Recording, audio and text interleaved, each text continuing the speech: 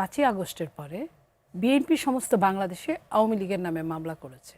BNP suffer হয়েছে বেশি, বিএনপির দল ছিল এবং ইউনিয়ন তৃণমূল পর্যন্ত বিএনপির দল আছে, আওয়ামী লীগেরও দল আছে, উভয়কে চিনে মামলা করেছে। কিন্তু আপনি খেয়াল করেন যে জামাতও কিন্তু নিগৃহীত হয়েছে আওয়ামী লীগ দ্বারা, তাদের আপনার দলটাকে ব্যান করা হয়েছিল।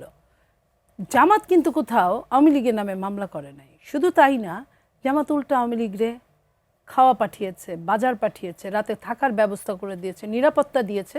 এবং আপনি জামাতের সেক্রেটারি জেনারেল তাহের সাহেব, উনি ওনার এলাকায় কি বলেছিলেন, এতদিন আপনারা মুজিবুর সাহেবকে ভোট দিয়েছেন, উনি ছিল, উনি এখন নাই, আপনারা এখন আমাকে ভোট দিবেন, আবার উনি যখন আসবে তখন আবার ওনাকে ভোট দিবেন। অথবা জামাতের আমির সাহেব কি বলছিলেন, আমরা আওয়ামী লীগকে মাফ করে দিলাম।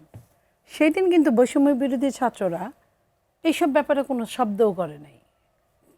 তাদের কিন্তু আওয়ামী লীগে অ্যালার্জি আছে, এটা ভালো খারাপ না, কিন্তু ওই ব্যাপারে কিন্তু কিছু বলে নাই। তাহলে আপনি বলেন যে আওয়ামী লীগের সাথে আওয়ামী লীগ দৌড়ের উপর আছে বিএনপির কারণে, সে বিএনপিকে আওয়ামী লীগ ভোট দিবে কেন? এইখানে যেটা হয়েছে, আমি যাদের প্রতি মানুষ হিসেবে কৃতজ্ঞ, যে সনাতনী যারা আছে, একসময় তারা আওয়ামী লীগের চোখ বন্ধ করে ভোট দিত, সেই সনাতনীরা, জামাত যদিও সনাতনীদের মনোনয়ন পর্যন্ত দিয়েছে, কমিটি করেছে, সনাতনীরা বিএনপিকে ভোট দিয়েছে, এটা এটা এটা আমি বলতে পারি।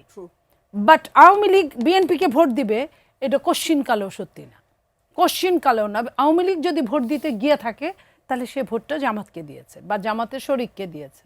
হ্যাঁ, হতে পারে যে ব্যক্তি সার্জিসকে হয়তো দিল না, কারণ তারা মনে করে যে এই বৈষম্য বিরোধী কিছু ছেলেরা বা একসময় আমাদের সাথে ছিল, এরাই আমাদের সবচেয়ে বড় সর্বনাশ করেছে, এটা মনে করতে পারে। বাট আমি সামগ্রিকভাবে বলছি, সামগ্রিক অর্থে আওয়ামী লীগ কখনোই বিএনপিকে ভোট দেওয়ার কথা না। হিসাব, আমি প্রত্যেকটা জিনিস, অঙ্ক কিন্তু আমরা কিসের উপর করি, হিসেবের উপর করি, মনে করি দিয়ে করলেও কিন্তু শেষে আমাদের হিসাবটা মিলতে হয়। তো এই হিসাব মিলানোর জায়গায় আমি যেটুকু সত্যি ওইটুকু স্বীকার করলাম, যে আমি হিন্দুদের ভোটটাকে বিশ্বাস করতে পারি আমরা, বাট আওয়ামী লীগ বিএনপিকে ভোট দিয়েছে এটা সত্যি না।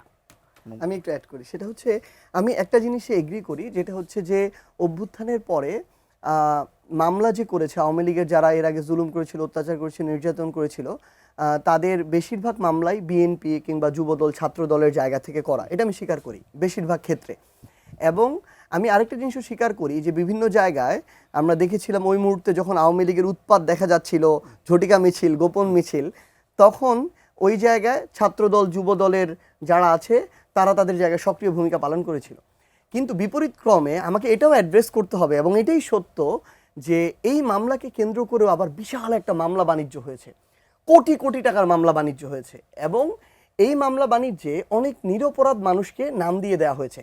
আমার এটা ব্যক্তিগত অভিজ্ঞতা থেকে বলা, ধরেন যে জিনিসটা হয়েছে, একটা বড় নাম, এই মামলার নামের তালিকা তৈরি করা হয়েছে। তালিকা তৈরি করার পরে, এটা হচ্ছে ড্রাফট তালিকা, এখনো মামলা হয়নি, বলা হয়েছে যে আপনার নাম অলরেডি চলে আসছে, নামটা যদি অ্যাকচুয়াল মামলায় না দিতে চান তাহলে এই টাকা দিতে হবে। দিল, একটা ডিল গেল। তারপরে সেকেন্ড লেয়ারে যে নামগুলো গেল, তারপরে হচ্ছে মামলা দেওয়া হয়েছে, এখন আমরা এজাহার করি নাই, ওইখান থেকে যদি নাম কাটাইতে চান তাহলে দিতে হবে। দ্বিতীয় ধাপে গেল, তৃতীয় ধাপে মামলা হয়ে গেছে, জামিন করাইতে হবে, টাকা দেন। এইরকম করে বিশাল একটা মামলা বাণিজ্য করা হয়েছে। এবং আরেকটা জিনিস আমরা আমাদের জায়গা থেকে, মানে আপা যেটা বললেন ওইটা আমি বলি, নির্বাচনের আগে আওয়ামী লীগের যে ভোটার যারা আছে, শুধু নৌকায় ভোট দিত, কোনো ধরনের অন্যায় অপকর্মের সাথে জড়িত না, এরকম তো একটা সংখ্যা আছে। এটাকে আকৃষ্ট করার জন্য, এটার জন্য সবাই কাজ করছে। আপা যদি বলে এটাতে জামাত কাজ করছে, আমরা কই না, এরকম এটা সবাই করছে, বরং বিএনপি তার চেয়ে অনেক বেশি অংশে কাজ করছে। কারণটা হইলো কি, ইভেন ধরেন আমাদের অ্যাটর্নি জেনারেল সাহেব, আমি ওনাকে উনি একটা বক্তব্য দিছিল যে হচ্ছে উনি ওই যে আওয়ামী লীগের বিরুদ্ধে যে ব্যবস্থা নেয় আইনগত, ওইটাতে উনি বাধা দিছিল।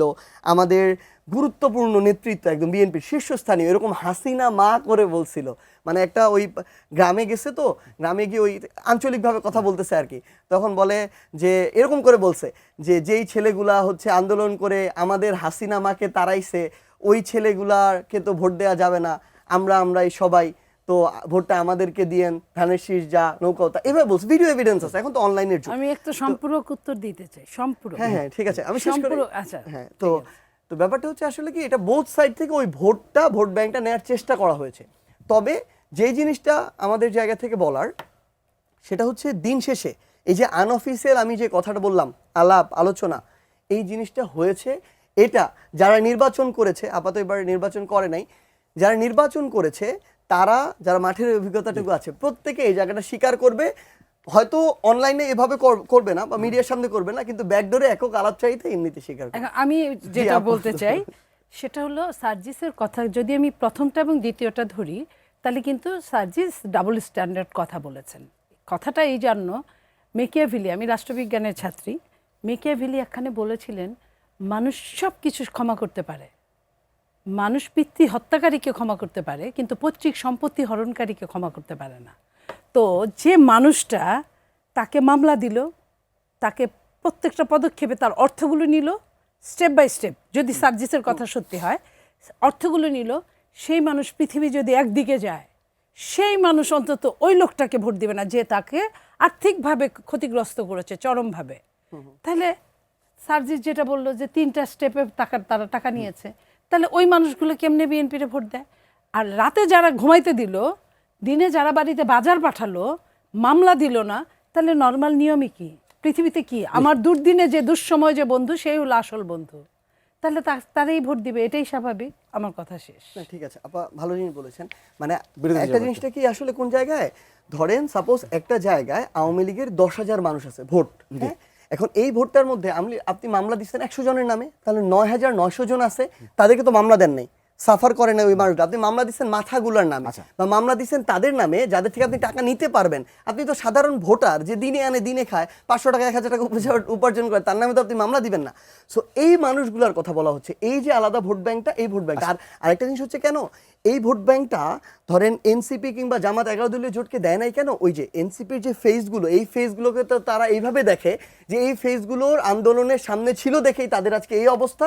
এবং দ্বিতীয়ত আরেকটা জায়গা দেখে, সেটা হচ্ছে জামাতের সাথে তাদের যে একটা ঐতিহাসিক দ্বন্দ্বের জায়গা, ওই জায়গায় দেখে। তো আপনি এই দুইটাকে পাশাপাশি রাখলেই বুঝতে পারবেন পাল্লা কোন দিকে বেশি হেলবে।